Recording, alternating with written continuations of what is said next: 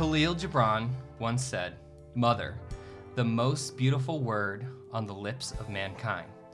And Teneva Jordan describes, "A mother is a person who, seeing there only are 4 pieces of pie for 5 people, promptly announces that she never really did care for pie."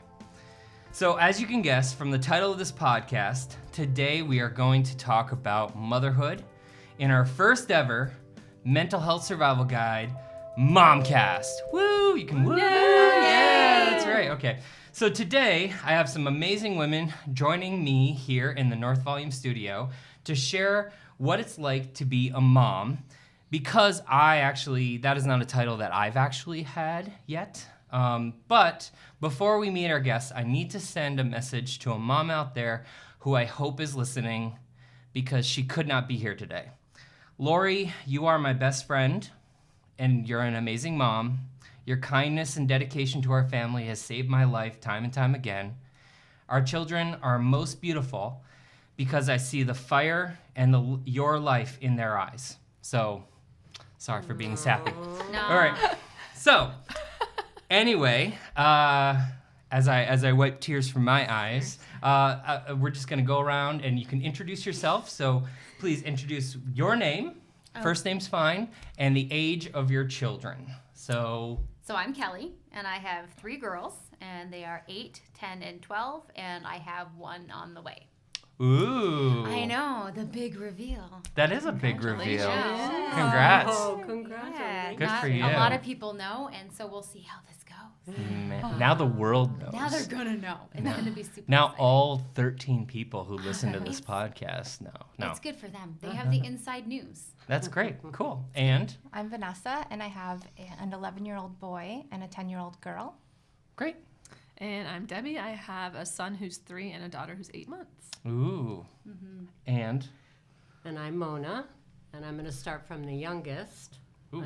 We have 9 children. I have an 18-year-old, a 21-year-old, a 23-year-old, a 25-year-old, 27-year-old, a 30-year-old, 33-year-old, 36-year-old, 38-year-old.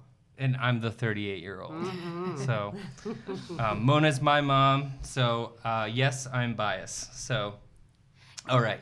So I asked a question. I posed a question to all 4 of you about who's your favorite TV or movie mom. Kelly, let's start with you. Oh, good. This was a really tough question because I Yes. couldn't think of anyone at the time. When thinking about it later, there's a few that come to mind. But for some reason, the mom from Home Alone really, yeah. I don't know why. I think it's because she claws her way back to her kid. He's not there, and she does absolutely everything in her power to make sure that she can get back to him and make sure he's safe. And Right. I think that's kind of any mom's what they would react to if you were in that situation. You'd kind of work your butt off to make sure that you're back for your kid and make sure that they're safe. We're all mama bears, so. That scene in Home Alone where she walks in through the door and it's Christmas morning and he sees his mom, I cry my eyes out every single time. I'm just always like, oh God. And at first you don't know if he's going to be like, I hate you forever, Well, Mom. there's this moment where you're like, he doesn't necessarily believe that Yeah, she's There's there. a tense moment. And then she has this moment where she doesn't necessarily know if he's going to forgive her. Yeah. And love it. Love it. So, Vanessa? I chose Molly Weasley. I have to admit, my kids helped me pick this one because Oh, it's good. somebody that I keep always just gravitating towards when we read or watch the movies. And it's Harry just Potter, because, right? From Harry Okay. Potter, yes. It's Ron Weasley's mom from Harry Potter. She's got 7 kids. And she lot. worries about everybody, but she is a complete warrior too. So she's a warrior, and I feel like that's kind of describing all moms in a way. Like, we will cry our eyes out over everything, but then at the same time, don't mess with our kids or we'll mess with you. Ooh, yeah. So it's like that Mama bear kind complex. of, I think so. It's kind of what, Yeah. relating back to Kelly and the mom from Home Alone. Like, she's going to bust somebody open in the airport to get home, right? I mean, riding across the country in the back of a moving vehicle with John Candy With Yeah. polka. and polka music. Yeah. Yeah, that's trials and tribulations.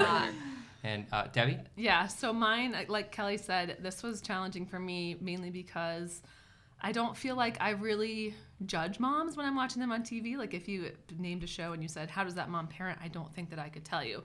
And I don't watch a lot of TV because I don't have a lot of free time because Sure. I'm a mom. Yeah. But the one that came back to me and that I've referenced in the past is Goldie Hawn in Overboard. So after she's overboard yeah. and Kurt Russell, takes her as, oh, this is my wife or whatever, and brings her back to the kids with the like pasta string necklace, and she's feeding them SpaghettiOs, and they're outside playing in the mud and like eating dirt. Like, I mean, that's a little bit of extreme, but I feel Sure. like that's my kind of like mom lifestyle. I was like, yes, we'll have SpaghettiOs for lunch, sure. Like, whatever keeps the kids happy, as long as Sure. they're getting something nutritious, like their other 2 meals. Like SpaghettiOs aren't going to kill you, and That's- dirt's not going to kill you. That's like, an interesting movie that was made at a time that things were somewhat acceptable, that they could kind of get away with that. Like, yes. I mean, Kurt Russell kidnaps this woman and convinces her that that they're married. Right. And they remade that movie, and it was Yes. a bomb. Was it? a I didn't get a bomb. chance Yeah, to see it, bomb. but it was like every time it was on TV, it was my mom. We always had to watch it, so Yeah. like I grew up with it. Well, it's a So- sweet story. Yeah. But yeah, Yeah. definitely. And mother, Mona? So this was really hard for me, and I worked on it in my mind for days because I was like, oh, everything I can think of, the mom is dead or absent or completely out of her mind. So finally this morning, I came up with some mom that I really can connect to. I don't totally agree with all of her antics, but Marie on Everybody Loves Raymond. Oh, She okay. loves her children, and she's not always very tactful, but I feel like I really understand her when she does what she does. So Sure. that's my choice. So this is kind of there's a two-part reason that I asked this, because when I did the dad cast, which if you haven't listened to the dad cast, it's one of our earlier episodes. I asked the same question, and I got some good answers. But the real nefarious reason I ask is because it's an interesting trope, and it's actually an interesting concept that they throw in a lot of TVs and movies where the mom is dead, gone, disappeared. And it's often a plot point. And there's a really great Cracked article that you can read off the website Cracked that talks about why this one editor thought why this was. And that is in the 80s and the 90s, there were all these TV shows where the mom was dead. Like take, Full House. Full House is one of them. It starts with that being the central. Yeah. And the real reason is because moms are the voice of sanity. Moms are the voice of compassion, and moms are the fixers. So when you have a wacky situation where that fixer, that person who takes care of everything, is no longer in the picture, it makes for good comedy, or at least plot points that makes wise. sense. So you're very important, moms. But the lack of you make good television, I guess. So It's more adventurous. yeah, definitely. Look at all the stuff Harry Potter got into. I know. Because Exactly. have his mom It's then just tell because him she was no. exactly. Yeah, and and take Harry Potter for instance. That's a lot of themes where people are finding the spirit of their mother necessarily. So anyway, let's move on to another question. There's a bird in the office. You can grab that. I love it. This will be a slight pause. Oh. So. Aw, Deej. I'm so sorry. Oh, don't be. It's probably one of your kids. the first gets flung, right? Fling the first and run. Okay, so here's another question. Next question I have is, how does or did your life change when you became a mom? So anyone can start, or else I'll just pick someone. Well, I can say that absolutely everything changed when I became a mom. And I would say when I became a mom with a baby in my arms, everything changed. When I was carrying my first child, I think I was in this weird, nothing is going to change. Everything's going to be the same. I'm just going to have a baby. Big deal. And the second that I saw this little person, everything changed. Everything in my whole world. Everything I ate was different. Everything I chose to watch was different. The way I saw things was different. Everything was different. It was like a huge moment for me. All right. Yeah, look what you did. You're welcome. For me, I mean, for my experience, in my eyes, I was really young when I got pregnant with my first daughter. I was 19, and I was still going to Clinton.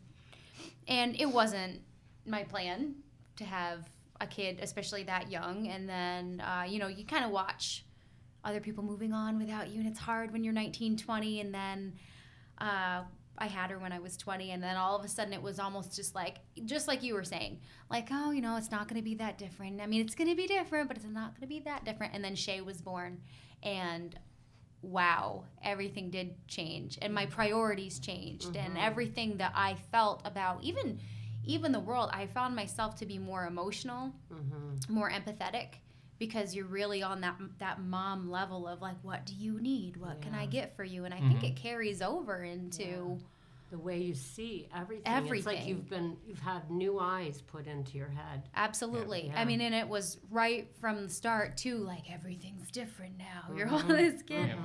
But yeah, and then I had my other two after, and now it's kind of like starting all over again. Like I've had mine, my youngest is 8, and I'm starting over with this new one, and I'm in that phase again of like, oh, nothing's gonna change. We're just gonna have another baby. It's gonna be fine. So in like 5 months, ask me again how I feel, Right. and then we'll see how it goes. Actually, and I have to say, that's actually when I met you, was when you were first pregnant for your And first Lori baby. was Yeah, too. yeah. Yes. And that was, it's been wonderful seeing how you've developed into this extremely responsible parent. Thanks. So, good job. Thank you, and you guys Good too. job. Oh, wow, come on. Aw. All right. Those are memories. Yeah, definitely. I don't think there was anything that didn't change, like everybody else is saying. And I think it's like it's like this deep like chemical change that just never fixes itself. So I don't even remember what I was like before. I think I was like just more relaxed, or I don't know. It's a lifetime So much ago. free And time. people would ask me how I am when they saw me instead of asking how the kids are. And So true. I didn't have as much to worry about or think about or organize. And I think it was just everything changed. And for a better, like, not Sure. to say that it's not, but Oh, I mean, yeah. nothing made me cry before kids. And now it just like, I mean, listening to your mom talk a couple minutes ago made me cry almost. So it's just like... I do that. to You do people. that Don't to worry, people, she you makes have me that cry effect. all the time, actually, so it's okay. Yeah, same sentiment. Like literally everything changes, and I think the way that I kind of view it is like you live this life and you're the top of the totem pole, and it's like everything is your career or your husband or your spouse or whatever, and the two of you are swimming along just fine. Like, yeah, let's have a baby, let's do this, and then the baby's here, and it's like everything just flips. Yeah. Because it's like you, and especially the mom, we put ourselves way at the bottom, sometimes below the dirt, because we just give to everyone else, and I don't think there's no way to prepare for that, right? Like there's just no way to do it but to go through it. Yeah. So, and I distinctly remember being like 3 or 4 months postpartum and being like, oh my gosh, all my friends who had kids before me, like I had no clue what they were going through, and I wasn't there for them because I didn't know how to be. So that's what I try to do now with new friends, because like I said, I don't think you can really prep anyone for them, how it's going to flip them personally, but you can be there to support them, be like, hey, I've been through it, I've survived it. Yeah. But yeah, that's like the whole flip of, like you said, priorities, like everything changes, and that little person is So top. I want to interject, actually. How I know you is through you reaching out. I put a call to arms about looking for moms, and you reached out, and I found out that you have this support-based group that you have on Facebook, and you've got a lot of followers, which is Yes. really great. And while I was in full stalking mode, I realized you do offer good advice, and you help people work through issues that they possibly would have just by posting things. And that's a more power to you. Thank you. I get lost in that world and I try not to do too much, but being able to offer support for people, that's definitely a very amazing tool. So but let's dig into this a little bit more. So I asked, how things changed, and of course it's everything changes, nothing doesn't change. But like, if you weren't a mom, what are things that you would be able to do that you can't necessarily do because you are a mom necessarily? Does that make sense? Go to the bathroom alone? Like, does that count? Mm-hmm. Whoop, there you go. Yep. There's a lot of notes that get shoved under the doors at our house when we're in the bathroom, so that would be different. I think you wouldn't have to. You just consider so many things before you do anything for yourself, right? So you're like, before I can go to Target this morning, I need to feed my daughter, give my son breakfast. He needs to go on the potty. We need to change his pants. I need to get my returns for the mall. Like, there's no less than 25 things that go through your head before you can physically do one thing, which is run an errand. Right. So it's like, nothing's off the cuff anymore. So it's not like I'm just like, hey, I'm going to Target and literally walk myself out the door because I'm ready in 2 seconds. You know, it's just that type of like freedom doesn't exist anymore because you are solely responsible. For me, like, I'm a stay-at-home, work-at-home mom, so I have my kids 24/7 unless I'm physically working like a photo shoot or something where I can't have them. But yeah, those, like, that would never come into consideration if I didn't have kids. I would just be strolling Target. You wouldn't have to think about it. The good old days. Right. Yeah. You weren't like micromanaging your days before kids. It's just, exactly. Yeah. And Vanessa, you had mentioned that, nothing would make you cry. And Nothing now would make me cry before. Like, we could be at a wedding shooting and there'd be, like the mother-son dance, and I'd be just like, why is everybody crying? Like, what's the big deal with it? And now it's just like, and it started during my pregnancy too. It wasn't even until like, I didn't even have to have the baby here for that to start. And now, like, I'll cry at all those dances, and I'll cry even harder if they do something goofy together, like get up and start doing a silly dance, like the father and the daughter, or the mother and son. It's just, so I'm way more emotional at work. I think I feel like I'm feeling the parents' joy more, where before I was feeling what the bride and groom would be feeling. Now I'm feeling like how proud it must feel for a parent to see their kid get married to somebody that they actually connect with. And so I'm thinking of it on a different level than I did before. But it's definitely changed work for me. Mm-hmm.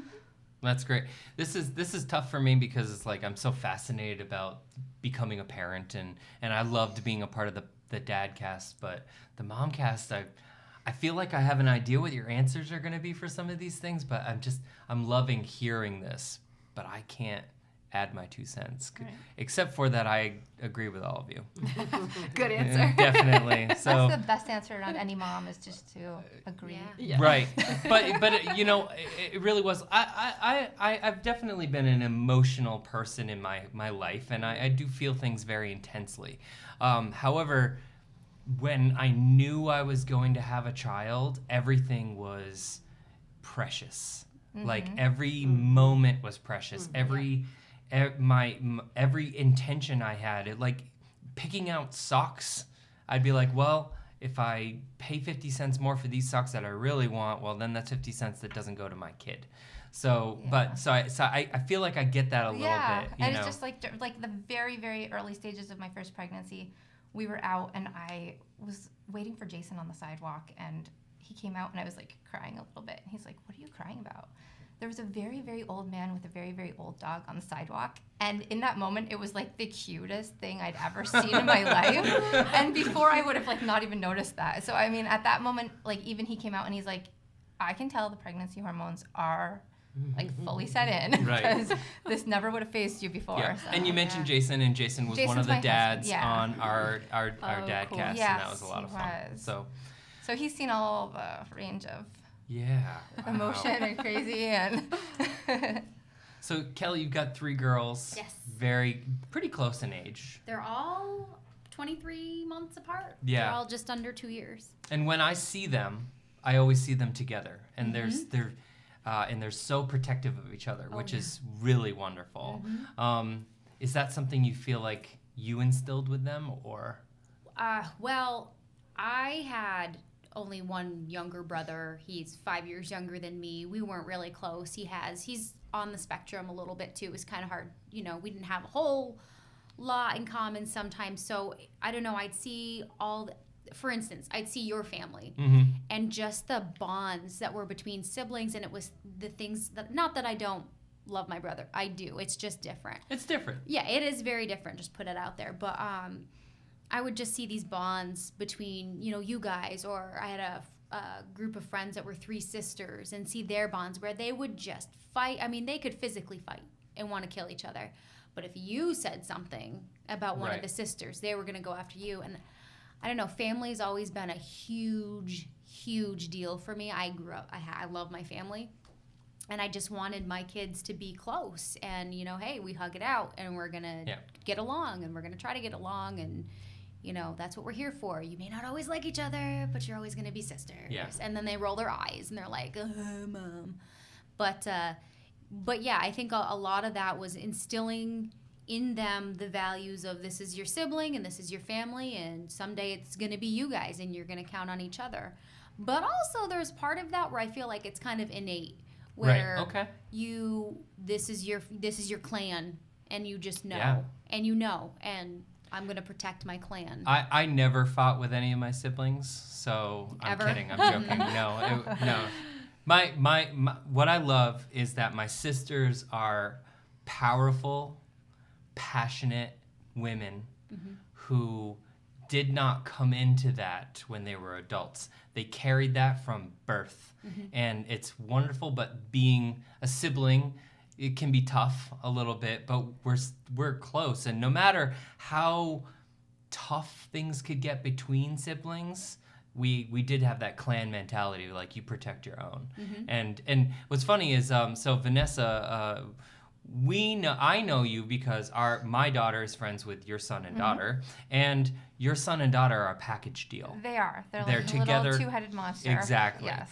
Which is really adorable to see, because they're always like that. But I'm going to move on to another question here. So, what are some things that surprised you about being a mom? So I could start with this one. I distinctly remember when this hit me, and for me it was, since I am a stay-at-home mom and I work from home, I haven't had coworkers since 2010, and so for me, when I added a baby into that, so I had a January baby. My son just turned 3, and it was isolating. Like, you bring this baby home, and then my husband started a new job, like, literally a month later, 3 weeks or so later, where he was working 9 to 5 for the first time. We're both entrepreneurs together, working together full-time until then for, 5 years. And then he goes to work 9 to 5, and I'm home with the baby. And I distinctly remember it one night. It was, like, again, like 3 or 4 months postpartum, and I was laying in bed, and, like just tears in my eyes, and when the word isolated hit me, and I was like, that is exactly what I'm feeling. I'm isolating myself with this baby, and that's not healthy. Like, it's and it took me that moment to realize that, and I was like, I need to get out of the house. I should probably, like, talk to adults and do something about this.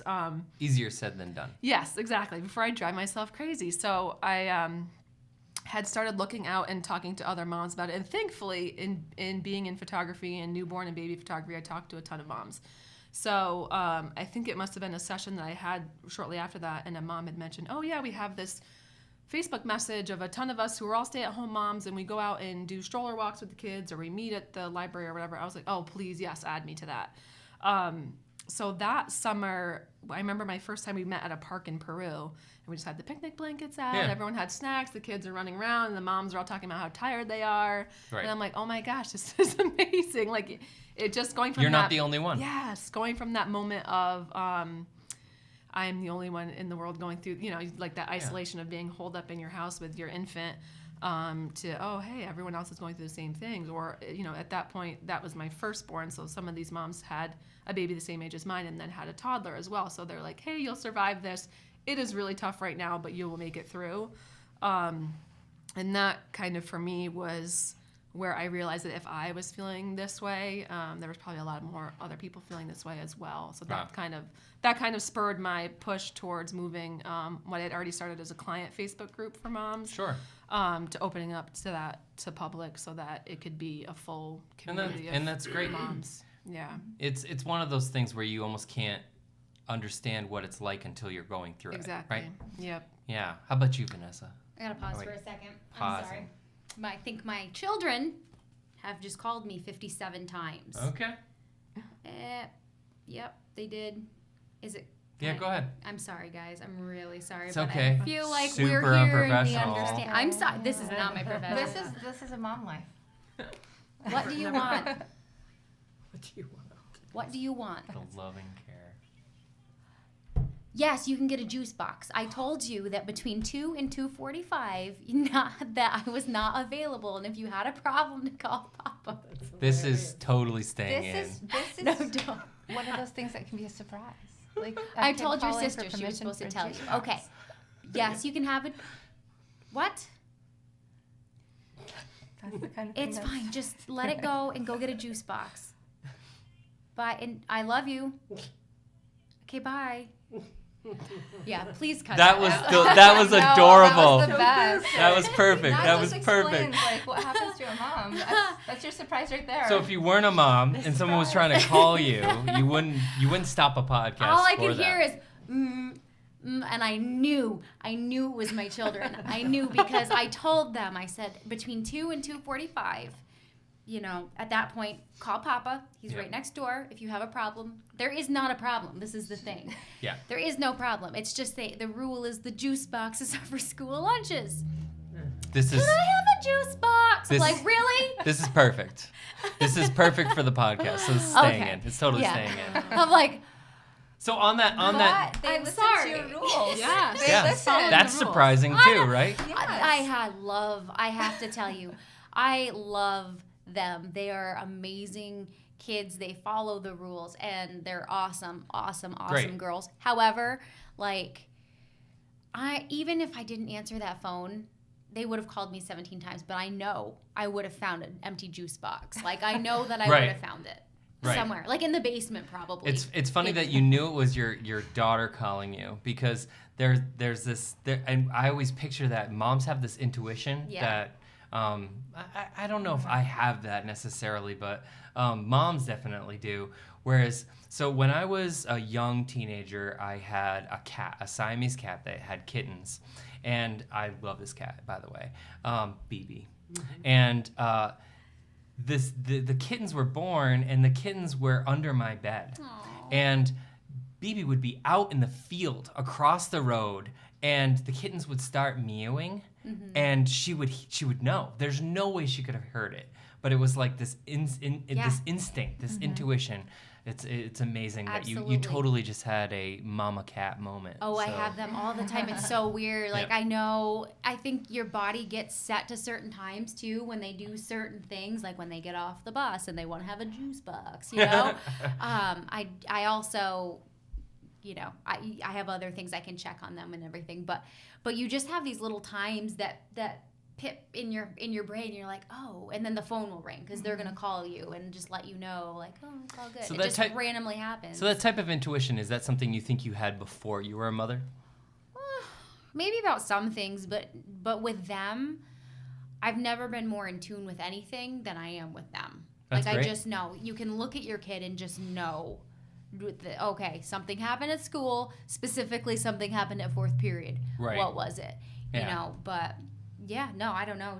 Do you guys get that way? Sometimes my kids really like to throw me off. Sometimes Yeah. I don't know. Yeah. I'll think one thing and it'll be something completely different. So I don't know. I don't know if I have that much of or maybe I don't always trust my gut with it. I don't know. There you go. So That's probably a big. Well, that was big part of actually it. the thing Yeah. that I was going to say for my surprise was that I never realized how incredibly intuitive I could be until I became a mom, because I realized Nick was honestly a very high need baby. I mean, Still am. not exaggerating. He was just really, He was tough. Yeah. And he cried a lot. And I just Still do. I just, I had all kinds of advice from my grandmothers and friends and stuff. And until the day that I said, I am not listening to any more of this. And I'm just going to just do everything that my heart's telling me to do. And I realized at that time that if he and I had been stranded on an island somewhere, I could have been the best mommy to him. And that's all I needed, was the connection that we had with each other. He letting me know through his being my child what he needed, and my being open to hear what he needed from me. And I still do that Yes, you do. this day. But there has been, we have worked on that in my adult life, whereas I realized that sometimes when I'm struggling as an adult, my mom's not the best or first person to always give that information to directly right away, because she's going to want me to not suffer. So, but I can't stop not telling my mom something.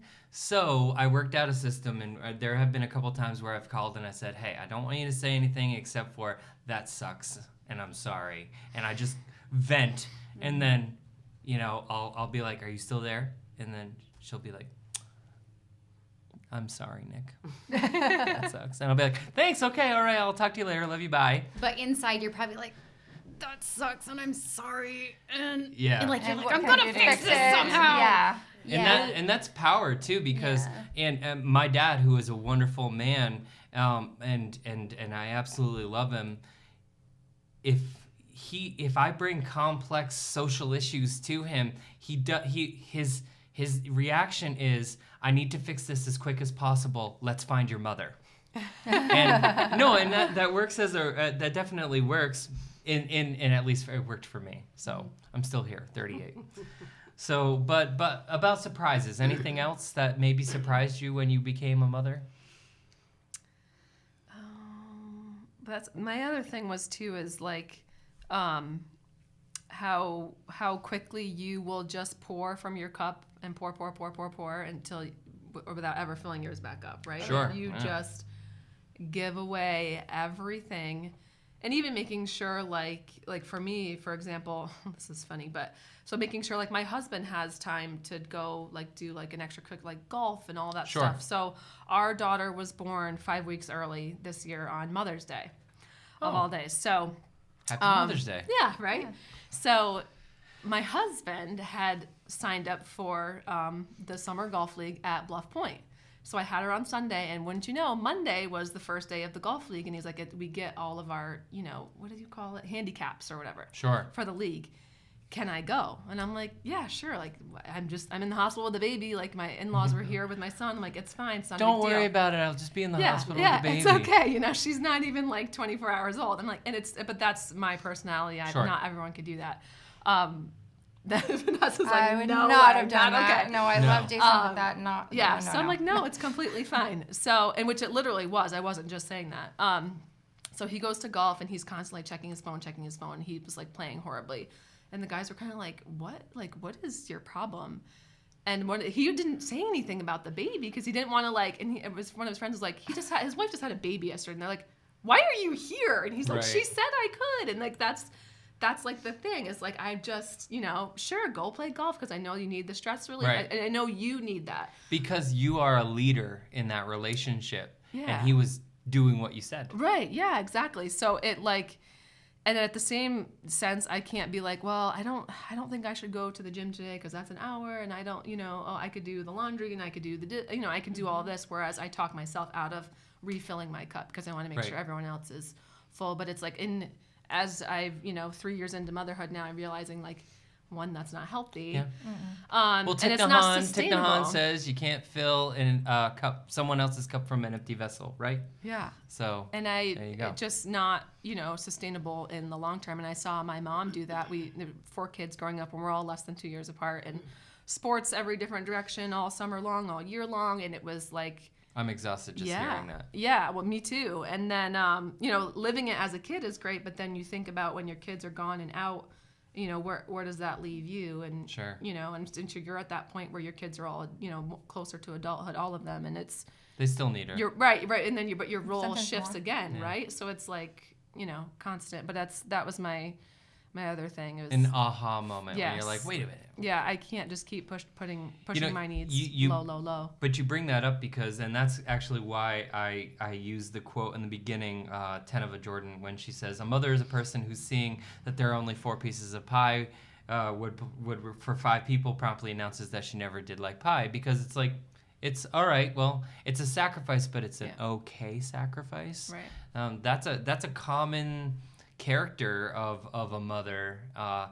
Things that society-wise that does need to change a little bit, of course, and there are plenty of fathers who I know who do also make sacrifices too, Yeah. but it's a little more acceptable for the mom to give up everything, stay home and take care of the children. But when you start approaching relationships as partners, you make a decision that one person does one thing and another person does another, and hopefully that'll be less common. But the thing is when we talk about sacrifice, like there's never, I feel like anytime there's a sacrifice, there's equal amount of goodness that's brought back to the person. So okay. like for me, It's not altruistic then. right. Okay. Because for me, I've put in a good amount of years, and I've hardly had any sleep, and I've been exhausted. But anything that is good in me, anything that I believe that people see as good, I really have gained from my children and from the desire to want something better, because I've either learned it because I wanted it for my children, or I've learned it from my children. And so with sacrifice comes an incredible amount of good, to you. And, agree. and another surprise that's there is that you can't believe how you can live on so very little sleep. Like you can actually live on that. And the other surprise, the very last surprise that I will say, is that I never knew that I had as huge a capacity for love until I had children. I never knew. I Right. always thought there was just a certain amount. Like you can talk about a cup, but there's no cup that could possibly hold the amount of love that we have the ability to Right. give our children and others, for sure. Yeah. Anyone else have some surprises?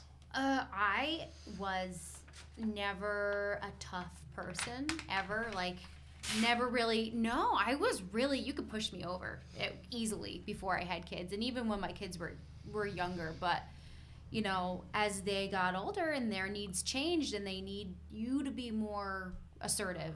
Like, I didn't realize how assertive that I could be Right. for them and for myself, and it's made a huge difference in all of our lives, and for them too. I mean, that bullying's a huge thing right now, and Yeah. kids picking on other kids, and this world is a hard world to grow up in. For sure. It is.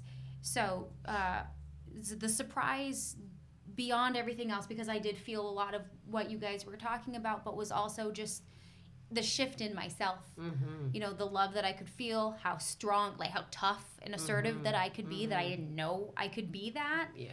And just being able to, the fact that they're all alive, that's pretty surprising too. I'm doing a good job. I Alive guess. and well. They're all doing great. Yeah. They're all great.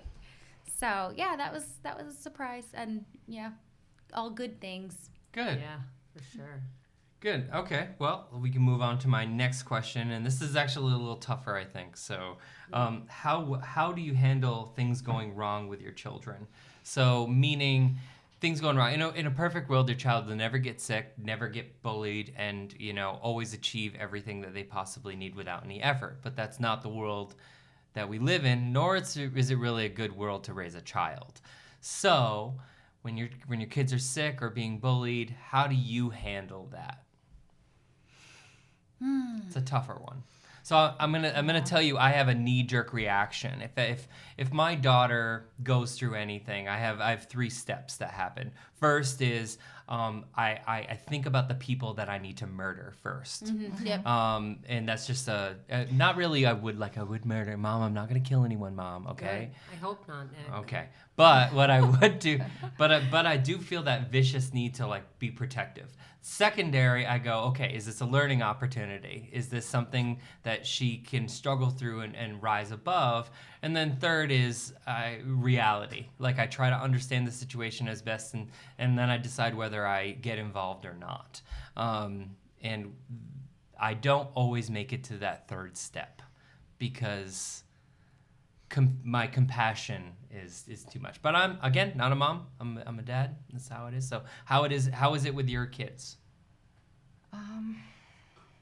I think we just, for me anyways, I will kind of search for that way to fix it. But at the same time, if it's something that they can handle first, I might be kind of like putting those little suggestions, Sure. watching and seeing how Yep. things develop and where to go from there. I think sometimes I have to think that through before I talk to the kids about it because I don't want to say the wrong thing. So I probably would go somewhere and just like quietly freak out and then start putting a plan together and feeling like I have some control over it that way and then trying to see what I can have the kids do with it. I mean, and that's with an actual problem, like a school problem or a friend problem or something like that. Sicknesses is kind of like something different where you're just trying to make them be really comfortable and do what you can to get through that and like as painlessly as possible. But Sure. Yeah. so for me, it's kind of two very different ways that I would approach it. One is more like worried and cautious and trying to make them comfortable, and then the other one is where you're feeling like you need to push down some of that anger or whatever. Really think about the process. and really think about it and not make your kid feel angry about that situation. Either have them have the tools to fix it with a level head. So something like with sickness, I'm excellent at dealing with sickness. If my kids are sick, I'm very pragmatic. I'll show up and I'll be like, okay, we're gonna work through this. We're gonna go here. Do we call the doctor? We'll do this, and I can work in the chaos. However, psychologically, it hits me harder than I don't sleep. If any of my kids are sick, I just don't know how I deal with it. And my wife is actually the same way. So if any of our kids are sick, it's the worst time in our lives at that moment. But they get better. So They do. it's a strange thing, I think. So how about you, Mona? When your kids struggle, how do you deal with that? Being the mother of adult children. Well, what I would really like to do whenever any of you have had struggles, in my heart, what I would love to do is just take you away to a faraway land and just create this perfect world for you. The island of Dubais. Yes, this is where my mind goes immediately, and then I realize, okay, well, we probably can't work that out right away. So instinctively, I do want to pull you in closely. I want to at least know, I want to surround you with what I see as my role to just put a cushion of love around you. And that's my next step, is I just need you to know that I love you. I need all of you to know that. And I'm really very level-headed. I don't get crazy. I just, I don't. I research. I'm a big, okay, I need as much information as possible on this as fast as possible. And I use resources. If there's people I know in the community, I reach out to them. You've went through this, what happened? And I'm pretty practical in, working through that. And you've passed that on to your children, that process too. I think so. Yeah. I think so. I think that, we do have that immediate response in our bodies. There's a physical thing and a chemical thing going on. But I think that, I don't know, for me, everything is like love-based.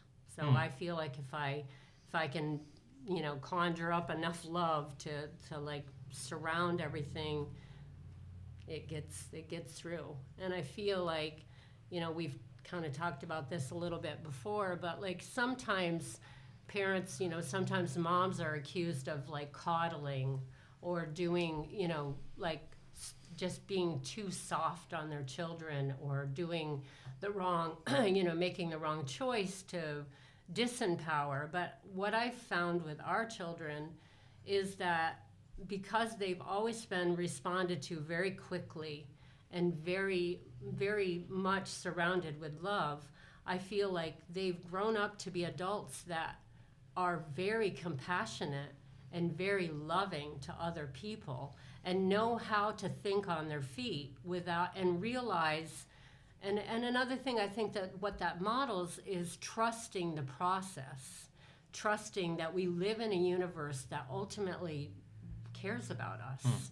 And so I think that's my process. That's my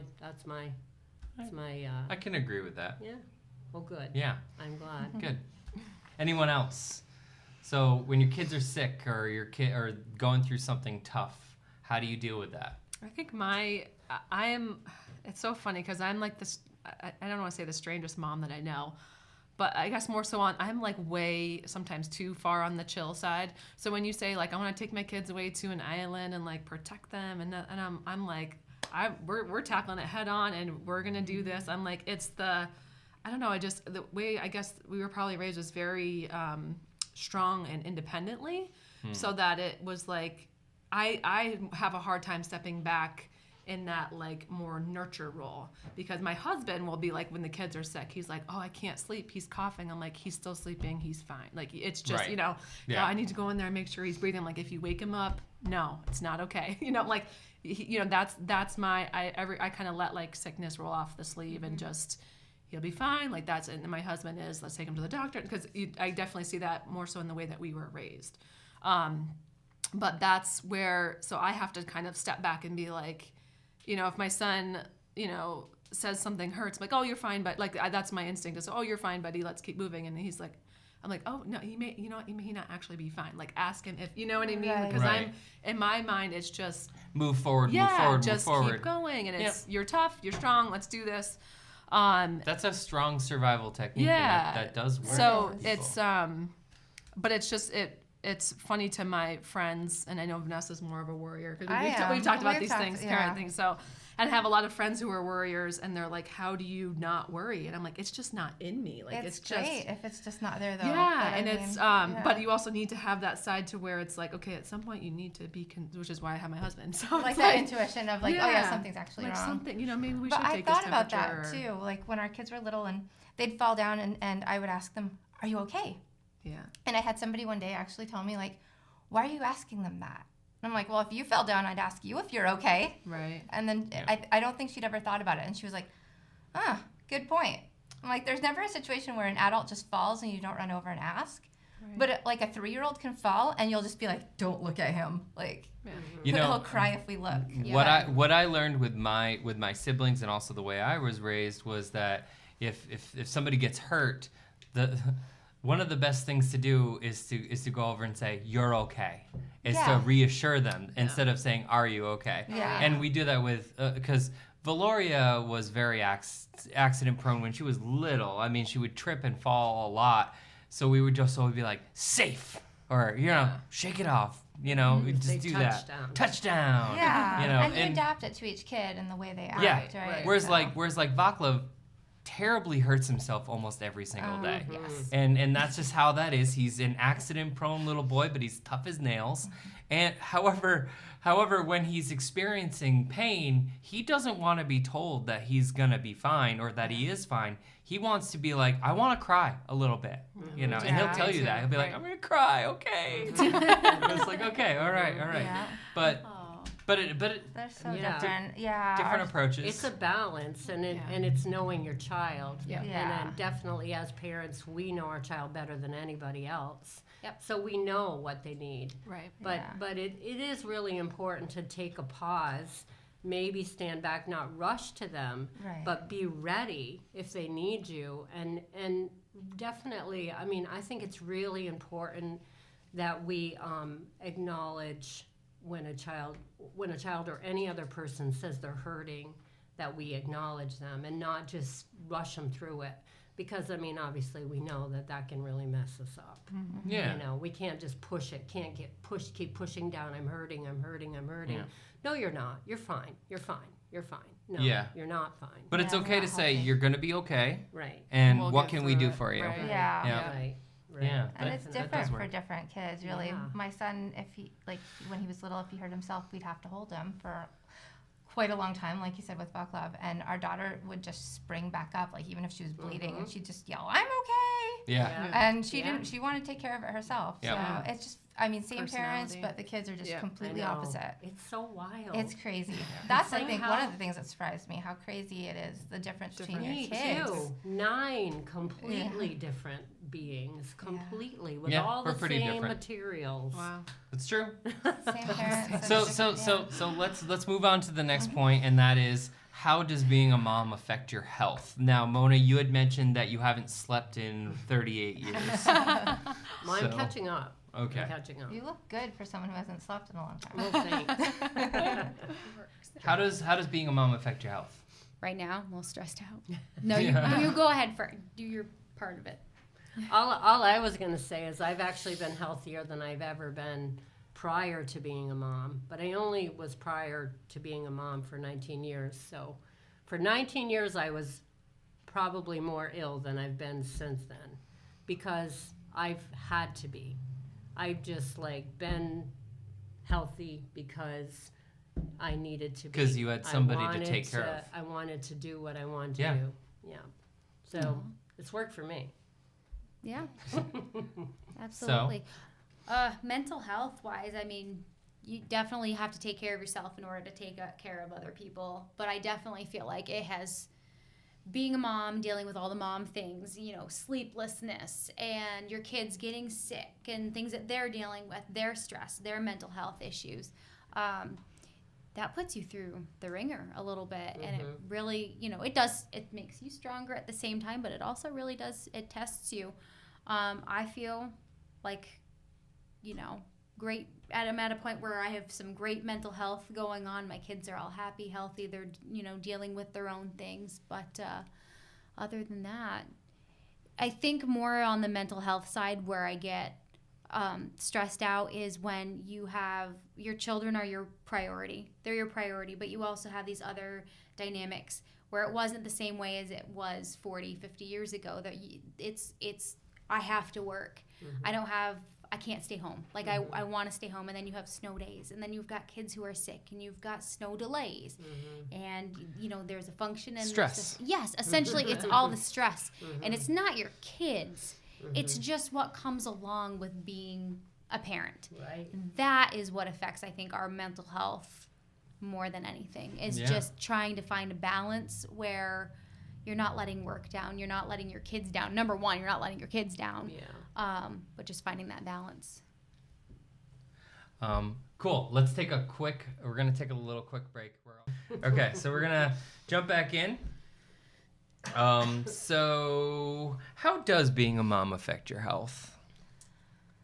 Vanessa? I think physically I'm in the same spot I was before. I think I've always been physically healthy. I do find I've had more anxiety and health anxiety than I've ever had in my whole life since having the kids. And it kind of built up slowly starting after they were born and like getting worse. And then I think it hit like a point when they got old enough where I realized, oh, if something happens to me, it will actually affect them. And then that's Sure. when it just started getting, for me, just like, so I am healthy because I'm like obsessed with being healthy for them.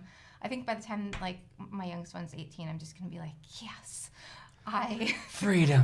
I don't have to worry about everything I eat and do anymore. And maybe It's just going to exactly. just let everything go. Let it just go. Yeah. Yeah. So I think for me, it's been a struggle, and it's been a constant struggle with health anxiety, and for me and for them to a point even. So Sure. that has been my biggest challenge with it. Yeah. Wow. So, Debbie, do you have any? I think, mainly, there's like two ways around health, right? In terms of like physical and then mental, and that I mean, really, if you really If you- just to be that advocate and throw it out there, Yeah. mental health is physical health. Right. I mean, Right, it all yeah. affects you. Right, and your, and they're your totally life. intertwined, you know, and there's there's definitely no delineation between the two, and it's and to me it goes back to that like empty cup feeling. Whereas I mean, me personally, growing up, we were, you know, sports all along. I was a 3-sport athlete through high school and then played sports in college. So I found, which it took me forever to realize, like, hey, my body relies best on those endorphins because that's what it was used to when I was practiced 2 hours a day, you know, my whole childhood. So getting back to that like physical, and I feel so much happier and more positive and healthy when I make that a priority. But then there's the lack of sleep. So I have an 8-month-old who still wakes up twice a night to nurse. So it's, you know, you kind of weigh that, okay, well, do I have the energy to work out today, or what's that going to cut into in terms of, you know, time with them, or you know, or if I can fit it in during nap time, or if she doesn't take a long nap. And that's, again, that whole juggling paradox. Yeah. And then the mental health side of it too. So with like this weather that we've had, you know, we were cooped up over the long weekend because it was frigid. We couldn't go out and play in all the Really snow. cold, yes. And so it had been like 7 days before we had left the house. And I'm like, if I don't leave the house with these kids, I'm going to lose my mind. Yeah, cabin fever. Yeah, so it's like if I don't talk to another adult besides my husband, or like, you know, so knowing when like I'm getting pushed to the limits in terms of like my own sanity is something that I've had to come to like realization with. Like, okay, I'm being short with my toddler because I just can't, you know, I need to take a break. You know, I need a break, or I need, you know, and that's not something I was always aware of until, you know, you see it, and you kind of see it come back in your kids too, is, you know, he's starting to be more short with me, and I'm like, hey, why is his attitude changing? I'm like, oh, my attitude towards him has changed. Sure. It's like he's mirroring what he sees because he doesn't know any different. Well, that's how we all learn. Yeah, So. exactly. So it's and again, I feel like it's something that you cannot be prepared for until Sure. you're like thrown into it and trying to navigate it. Yeah. Wow.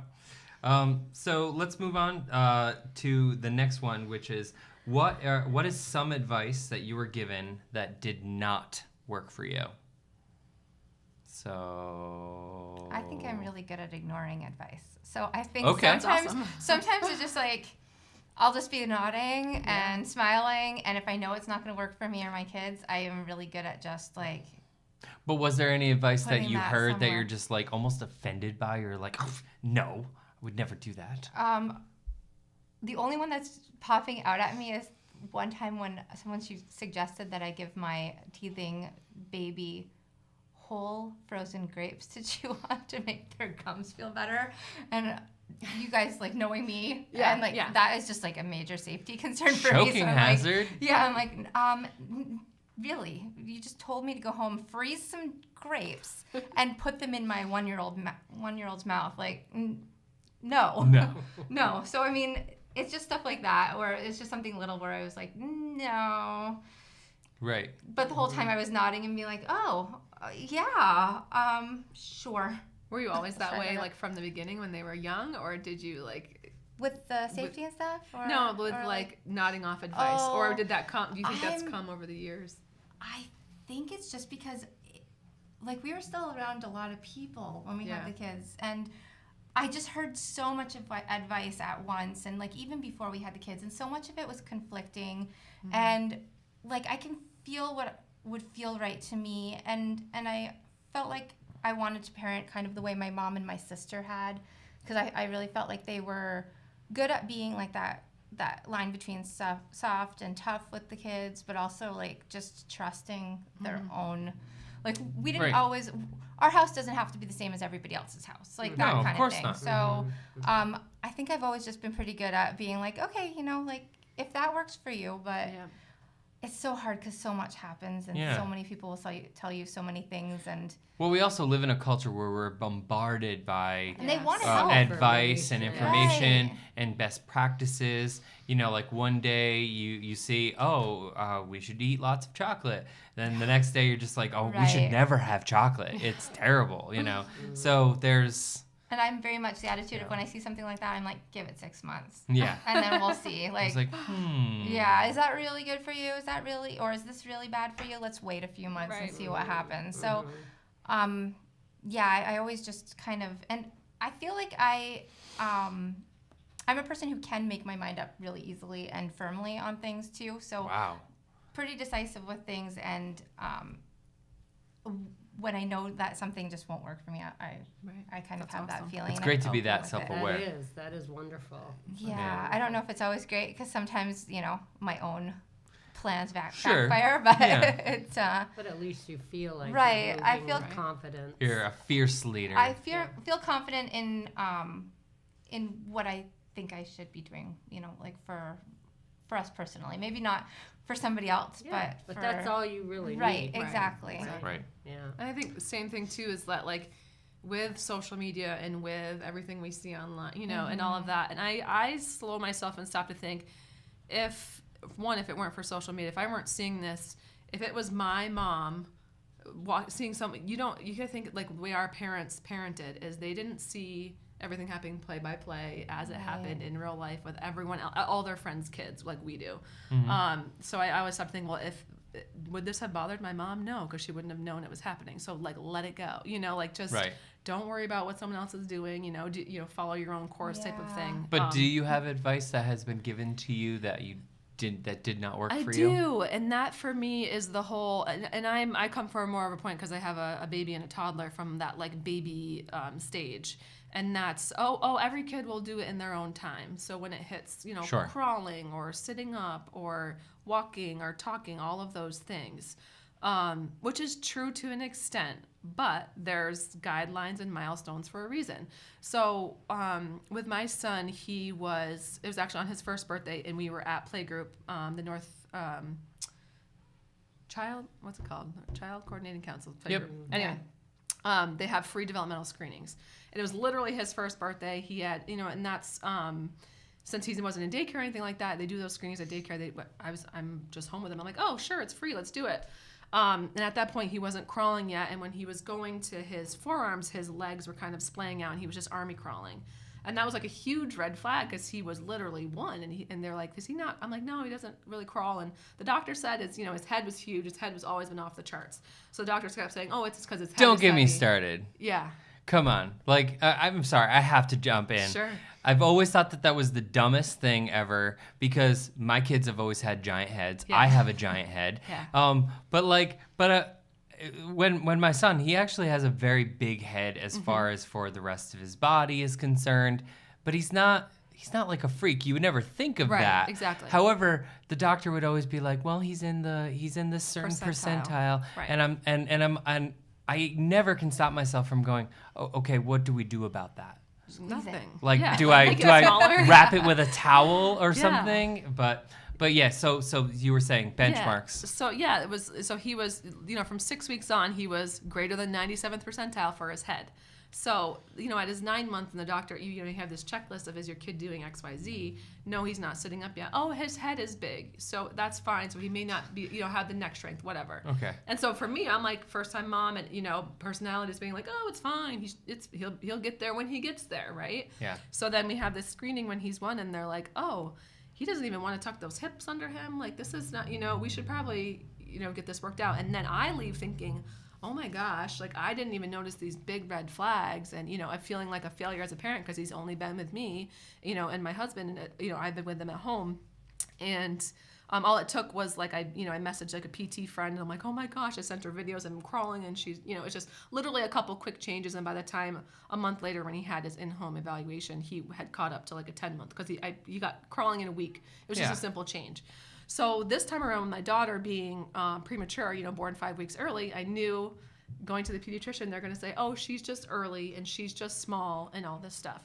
So I knew at her 6-month appointment, and I said, hey, she's not hitting this milestone. She wasn't hitting some of the 4-month milestones. And I said, can we do early intervention? Because that's, and this, yep, and the referral Because you knew happened. that's what your and I knew because, child needed. Had I put it out there saying, hey, my daughter's not, sitting yet, or she's not reaching for things yet, people are like, she'll do it with her own time, and she'll, that type of thing. And for me, with my son, it was similar in potty training. We had waited to potty train him until after our daughter was born. because you hear all these nightmare stories, right? Like, oh, it's the worst, and they'll always regress when a new baby comes, and all this stuff, and I don't think there's any always when it comes to kids. and No. it's and that's Or what anything. and Yeah. it's like, why you're potty training them, but you're potty training yourself because you're putting them on the your timer and all, and I'm like, okay, so diapers is just easier for like what I was like, okay, you're bombarded with all this, Yeah. whatever didn't work for anyone, and then it happened, and I'm like, why does everybody make such a bit? But I feel like everyone kind of hangs on to the negatives Sure. side of things, and it's Yeah. almost like, and I read it in this book, and I wish I was able to quote it better, but it's like there's a race to see who can do things at the oldest age as opposed to the earliest. So it's like my kid Really? didn't do it until they were 4. Or, Oh, so so it's they're almost like this one-upping how yeah. hard things are. Right, Sure. like a complacency type of thing where it's Yeah. like, whereas I think, I think it may have been the potty training book that I was reading. It was like most kids, our age were potty trained between 20 and 25 months. Like that was right around 2. It was like everyone did it right around 2, and people are like, oh, like wait till they're ready, and so like, yeah, anyway, Yeah. that's a whole thing. there's- But You know what though? I'm just throwing this out there. There are plenty of 3-year-olds that are going through potty training. yeah, And really in our society, if you want your child to go to preschool, Right. they have to be potty trained before that. Right. But there are places in America that take 4-year-olds for preschool, right, who have programs to help potty train. right. It's just not in our area. Yeah. So Yeah, it's so interesting. it's like it's just the whole like not everything can be taken, and that's where you have to kind of weigh like Yeah, you have to trust your intuition Yeah. and your family life and your kids, and you have to take all of that into Right. account. And yeah, there's no like there's- hard line with any right. of it really. And for yeah. some things that other people will struggle with, you're gonna see that it's gonna Right. be so easy for you, Yeah. and then vice versa. Yeah, so. exactly. Yeah, the point about offering support is not telling somebody how to do something. It's Right. about giving them the knowledge so that they can do it on their own or discover those things on their own. So Right. how about a bad advice, Mona? Did you any advice that necessarily just didn't fit for you? Well, I think the biggest one that was prevalent, even no matter what child it was the cry it out advice.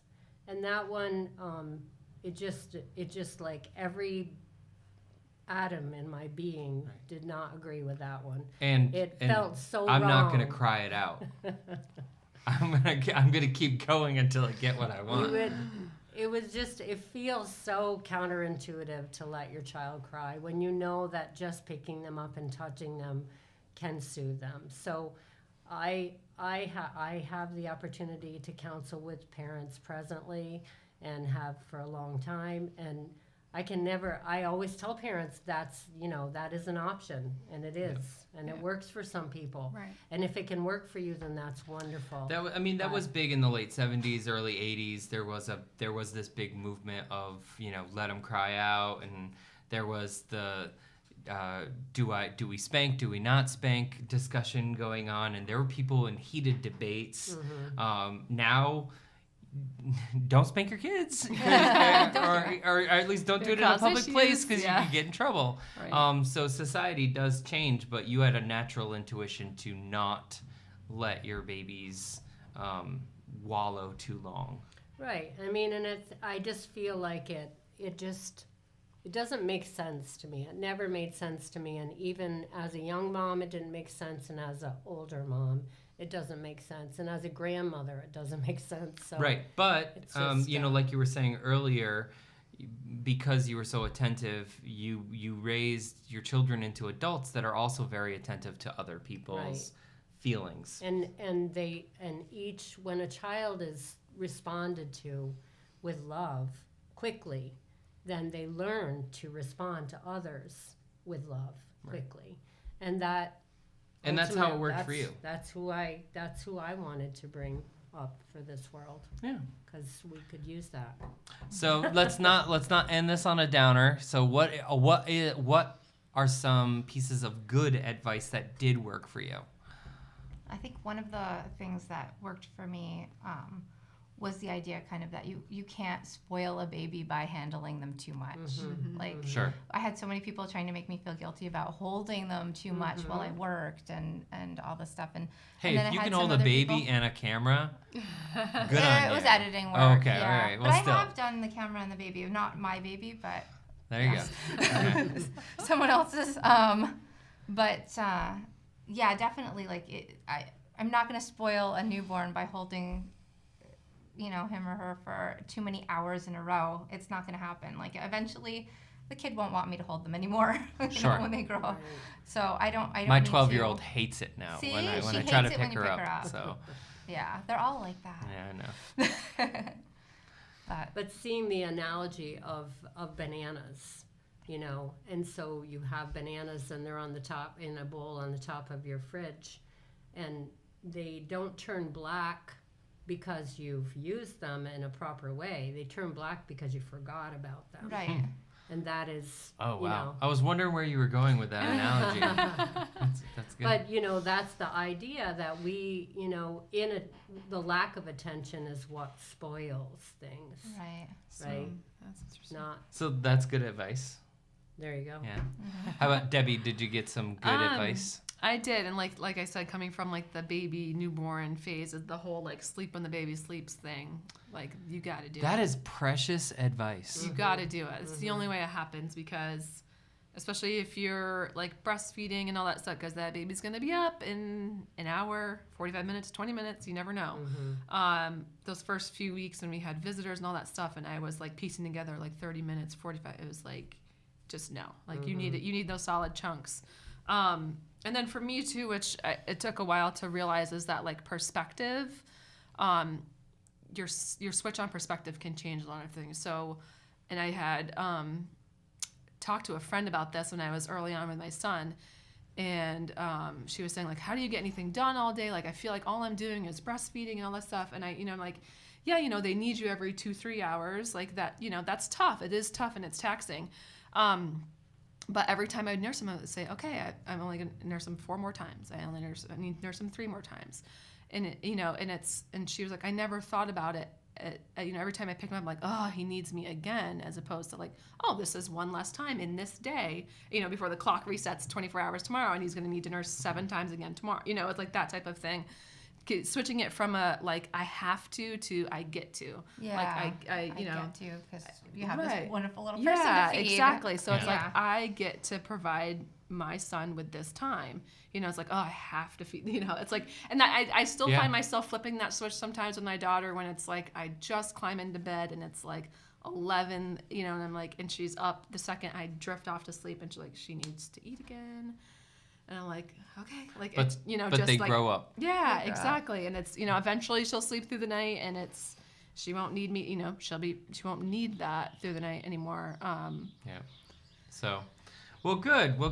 I have to say that talking to people about being a mother is interesting for me, because I love being a dad. I absolutely love being a dad. And my wife is a very attentive mother, and both of my children were breastfed. And so I didn't have to do the whole roll over and like, it's your turn kind of a thing. It Right. was, my wife was there, and that's what it was. But something I did learn, especially with our daughter, was I needed to do something to make it so that I'm supporting my wife, supporting her in raising the kids. And so even though it's nowhere near an equal thing, but stopping and getting a chocolate bar or her favorite chocolate milk or something really helps our marriage. And we're still married 16 years. Wow, So that's awesome. so thank you all for being here. And if you are out there listening to this podcast and you have opinions on being a parent, or you want to you agree or disagree with some of the things that were shared here today, please comment on the Facebook page or on the actual podcast at northvolume.com.